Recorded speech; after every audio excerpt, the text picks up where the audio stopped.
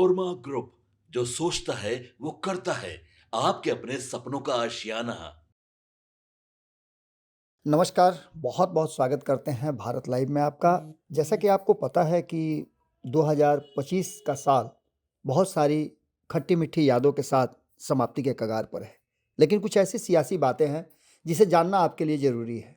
अक्सर आपने सुना होगा कि किस तरह से ये सब कुछ नज़र आता है और किस तरह से ये सारी कहानियाँ लिखी और पढ़ी जाती हैं। इतिहास के पन्नों में बहुत कुछ लिखा है और सत्ता को अगर देखा जाए तो सत्ता के खेल में कई ऐसी कहानियां हैं जो इस देश और बिहार की राजनीति को एक मजबूत विकल्प देती हैं। इस मजबूत विकल्प को देने वालों में दो नाम बहुत महत्वपूर्ण हैं, नीतीश कुमार और लालू प्रसाद। नीतीश कुमार और लालू प्रसाद के बारे में कहा जाता है कि ये कब तख्ता पलट कर दें, ये कहना बड़ा मुश्किल होता है। अंदाजा आप कुछ लगाइएगा और कर कुछ देते हैं। अक्सर आपने देखा होगा कि बिहार की राजनीति में पिछले 35 सालों में इन दोनों के सिवाय किसी और के प्रवेश को पूरी तरह से निषेध कर दिया गया है, या कहा जाए तो हर्डल लगा दिया गया है, जहां से उस बाढ़ को पार करना किसी के लिए भी बड़ा मुश्किल है। लालू प्रसाद और नीतीश कुमार बिहार की राजनीति के दो ऐसे धुरी हैं जिनके कई ऐसे किस्से हैं, कहानियां हैं, जहां तख्ता पलट और सत्ता के खेल में ये दोनों माहिर खिलाड़ी कोई ना कोई करतब दिखाते रहे हैं। आपको बता दें कि थोड़ा सा इतिहास के पन्नों को पलटिएगा तो आने वाले भविष्य और जो बीता हुआ कल है उसकी कई कड़ियां आपको अपने आप जुड़ती नजर आएंगी। बात 1990 की करें, 2000 की करें या 2005 की करें, बात 2013 की भी कर सकते हैं, 14 के भी कर सकते हैं, 15 के भी कर सकते हैं, 17 के भी कर सकते हैं और बात 2022 और 24 की भी कर सकते हैं। अक्सर बिहार की राजनीति ने करवट बदला है और इसे बदलने वालों की सबसे बड़ी लाइन और पहली पंक्ति में ये दो धुरंधर खिलाड़ी खड़े रहे हैं। एक समय था जब नीतीश कुमार और रामविलास पासवान मिलकर सरकार बनाना चाहते थे। तभी लालू प्रसाद यादव ने पूरा खेल बिगाड़ दिया था। इस पूरी कहानी को यदि आप समझेंगे तो आने वाले बिहार के भविष्य और इतनी मजबूत सरकार का भविष्य आपको पता चल जाएगा। एक बार फिर से आपको बता दें कि ये सभी कहानियां कहीं ना कहीं एक इशारा कर रही हैं और ये इशारा है कि आने वाले समय में जो कुछ भी चल रहा है उसका एक अलग कहानी रचा जा रहा है। इस कहानी का एक पात्र कहीं ना कहीं इस तरफ इशारा कर रहा है कि आने वाले समय में बिहार अपनी अलग कहानी लिख सकता है। इस लिखी हुई कहानी में एक बात तो तय मान के चलिए कि पूरा का पूरा, ऐसे में जब जब बिहार की चर्चा होगी तो कहीं ना कहीं जिस तरह से बिहार ने एक तरफ से जहां लालू प्रसाद देश की सबसे पुरानी पार्टी कांग्रेस को अपने उंगली पर नचाते हैं, तो वहीं नीतीश कुमार भी दुनिया की सबसे बड़ी पार्टी भारतीय जनता पार्टी को अपनी उंगली पर नचाते हैं। बात उस समय की है जब नीतीश कुमार पूरी तरह से तैयार थे और सरकार बनने की संभावनाएं बिहार में लालू प्रसाद को सत्ता से बेदखल करके बन चुकी थी। लेकिन अचानक से नीतीश कुमार ने जिस तरह से सरकार बनाने की सारी संभावनाएं तैयार कर ली, अचानक लालू प्रसाद का उदय हुआ और लालू प्रसाद ने कहीं ना कहीं पूरा का पूरा नक्शा ही बदल दिया, पूरा गेम पलट दिया और ऐसे में कांग्रेस का लालूकरण हो चुका था। आपको बता दें कि इस पूरी कहानी में रात के 12 बजे केंद्र सरकार बिहार सरकार को भंग करने का फैसला ले ली और राष्ट्रपति विदेश में थे। इस कहानी को हमने आपको पहले भी बताया है, लेकिन इस कहानी का एक नया प्लॉट हम आपको बताने जा रहे हैं कि उन्हें फैक्स करके रात में सोए से जगाया गया। सरकार के फैसले पर सहमति ली जा रही थी और आखिर में इस जल्दबाजी के कारण रात के अंधेरे में आधी रात को आनन फानन में बिहार सरकार और बिहार की विधानसभा को भंग कर दिया गया। लालू यादव ने एक सज्जन प्रधानमंत्री जो मनमोहन सिंह के नाम से जाने जाते हैं, उनको कहीं ना कहीं मजबूर किया और केंद्र में जो सरकार चल रही थी उस सरकार पर अस्थिरता का दबाव बनाते हुए उन्होंने इस तरह की बात की जो मीडिया रिपोर्ट और राजनीतिक गलियारे में चर्चा का विषय है। नीतीश कुमार ने एक और बड़ी बात कही है जिसको लेकर के जब जब नीतीश कुमार इसकी चर्चा करते थे तो उन्होंने बड़ी स्पष्ट तरीके से कहा कि मुख्यमंत्री पद के दावेदार नीतीश कुमार थे, लेकिन जब मीडिया ने नीतीश कुमार से पूछा था तो उन्होंने इसका जवाब बड़ी ही अपने ही अंदाज में जिस तरह से नीतीश कुमार देते हैं मुस्कुराते हुए कहा था कि मैं नहीं, बिहार की जनता चाहती है कि मैं मुख्यमंत्री बनूं।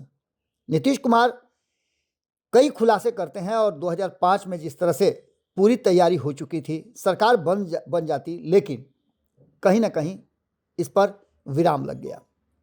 त्रिशंकु विधानसभा की स्थिति में लंबे गतिरोध के बाद रामविलास पासवान के साथ मिलकर सरकार बनाने वाले थे नीतीश कुमार। रामविलास पासवान ने शर्त रख दी थी कि भाजपा के साथ मिलकर सरकार नहीं बना सकते हैं। तब उन्होंने भाजपा को बाहर से समर्थन देने के लिए मना भी लिया था।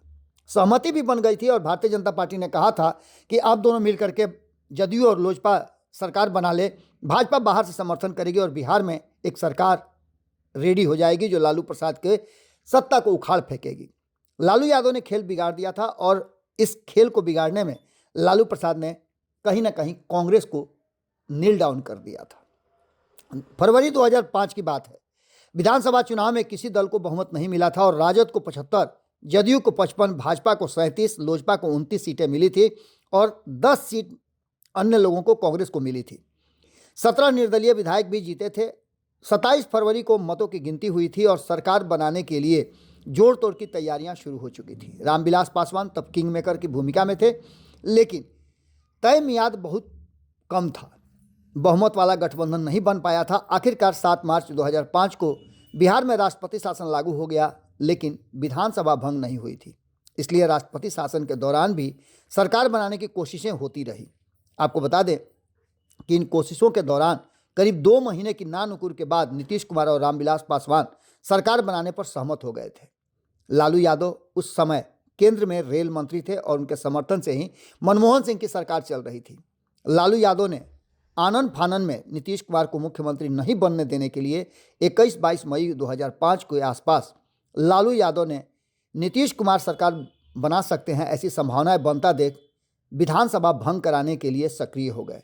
इसके लिए उन्होंने केंद्र की मनमोहन सरकार और तत्कालीन राज्यपाल बूटा सिंह पर भारी दबाव बनाया।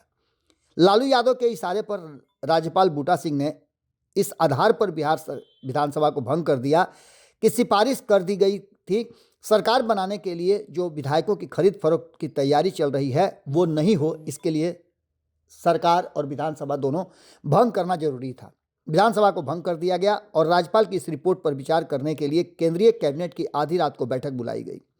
राज्यपाल की रिपोर्ट के बाद ये तय हुआ कि बिहार में विधानसभा को भंग करने का प्रस्ताव पारित हो और उस पर राष्ट्रपति APJ अब्दुल कलाम विदेश में थे, वे उस समय सोए हुए थे। आधी रात को उनको फैक्स भेजा गया।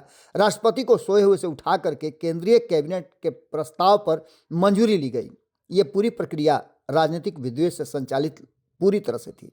23 मई 2005 को बिहार विधानसभा भंग हो गई और ये था लालू प्रसाद का अपना खेल, जो कहीं ना कहीं बिहार की राजनीति में आज भी बड़ा ही प्रासंगिक है और इसकी चर्चा खूब होती है। आपको बता दें कि बिहार में नीतीश कुमार और लालू प्रसाद कब कौन सा खेल कर दें ये कहना बड़ा मुश्किल है। नीतीश कुमार भी कई बार इस तरह का खेल कर चुके हैं।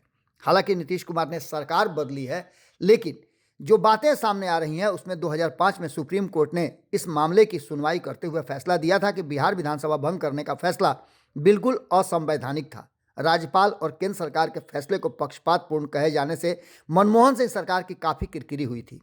तब तक बिहार में मध्यावधि चुनाव का पहला चरण 18 अक्टूबर गुजर गया था। कोर्ट के इस फैसले से लालू यादव की छवि खराब हुई थी। इसका फायदा एनडीए को तब बहुत जबरदस्त मिला और 3 चरणों के चुनाव में नीतीश कुमार के नेतृत्व में एनडीए की पूर्ण बहुमत वाली सरकार बिहार में बन गई।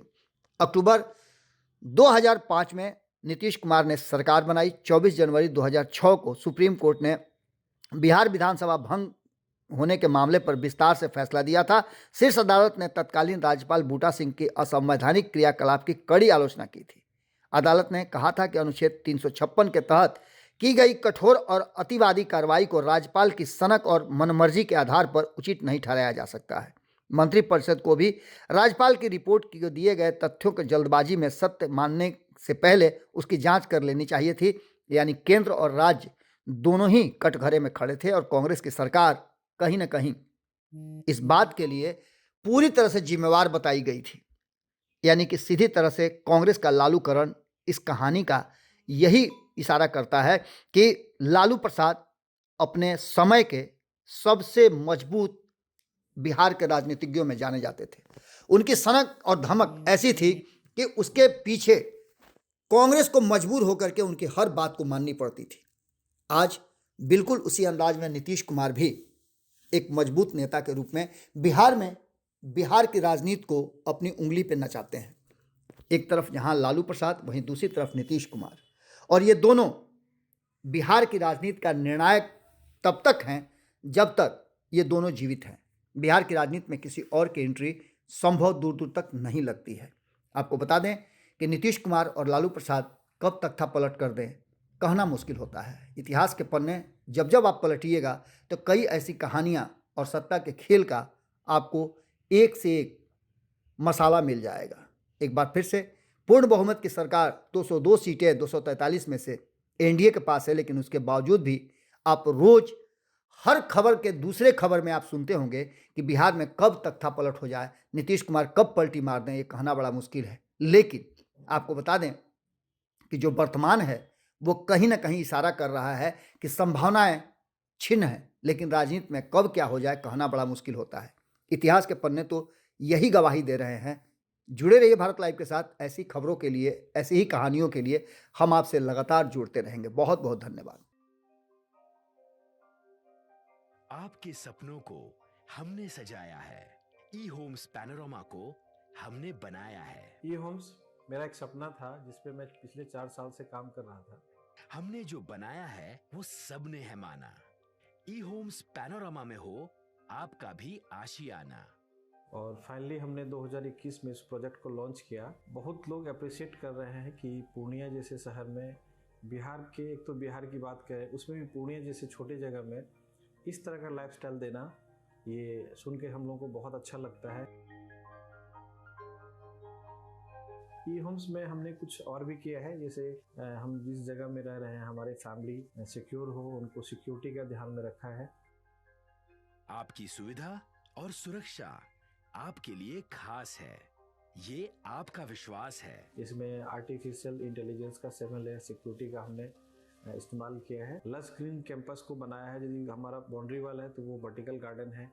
ये जितनी भी फैसिलिटी होता है एक इंटरनेशनल टाउनशिप में ई होम्स है, ये हम लोग विश्वास नहीं कर पा रहे हैं। जो भी हमारे मित्र, दोस्त या जो भी हमारे बाहर के बाहर आते हैं तो हम लोग को बहुत अच्छा सुनने को मिलता है और बहुत अच्छा क्रेडिट मिल रहा है। वो सारा हमने सिर्फ एक बिल्डिंग नहीं बनाया, हमें एक बहुत अच्छा लाइफस्टाइल दिया ई होम्स में, और मेरा एक सपना था जिसको मैं आज फुलफिल होते हुए देख पा रहा हूँ। ये आपका आवास है। ई होम्स पैनोरमा में अब आपका निवास है। E Homes Panorama, luxurious lifestyle redefined. Panorama group, जो सोचता है वो करता है। अगर ये वीडियो पसंद आई और वह बिहार के राजनीति और बिहारियत से सरोकार रखेनी तो सब्सक्राइब बटन दबा के चैनल के सब्सक्राइब कर ली। ओजे एगो घंटी बा, ओकरा बटन दबा देला से कुल सटीक और मारक खबर रुआ मुफ्त में मिल जाई। अगर रुआ पत्रकारिता के हमनी के नया प्रयोग में सहयोग कर चाहतानी तो ज्वाइन बटन दबा दी। पेटीएम नंबर नोट कर ली 9386816700।